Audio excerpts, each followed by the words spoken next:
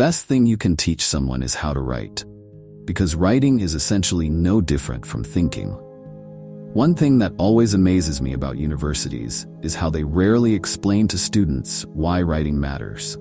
They just tell you need to complete this assignment. But why? They say it's because you need the grade. No, it's more than that. You need to learn to think. Thinking is what enables you to act effectively in the world. It helps you win the battles you choose to fight, and these could be battles for all the right reasons. If you can think, speak, and write well, you become virtually unstoppable. Nothing can stand in your way. That's the real reason to learn to write. I find it astonishing that people aren't told this outright. Writing is like the most powerful tool you can equip someone with.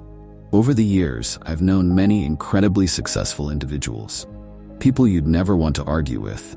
Not because they're mean, but because they can tear your argument apart. Not maliciously, but if you're making a point, and they are too, you'd better be well prepared, or you'll end up looking foolish. You won't make any progress. Consider this. Imagine you run a pencil factory, and I'm one of your workers. You can own all the machinery and buy all the raw materials. But without workers like me assembling the pencils, all you'd have is a bunch of wood, paint, graphite, and rubber. You could spend millions on machinery and organizing everything, but none of it matters without people to actually put the pencils together. Now, if you can structure your arguments well, present them clearly, and speak persuasively, you will find that people offer you opportunities, give you money, and trust you with influence.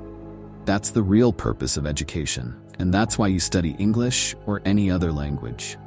Teaching people to communicate effectively is the most powerful thing you can do for them.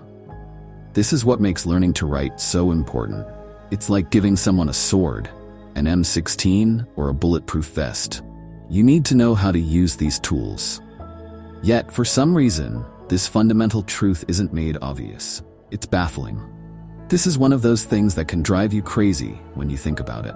It's as if there's a conspiracy where we pretend to teach and students pretend to learn, designed to weaken people instead of strengthening them.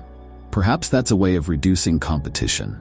After all, if students aren't capable of critical thinking, they won't be able to challenge the system.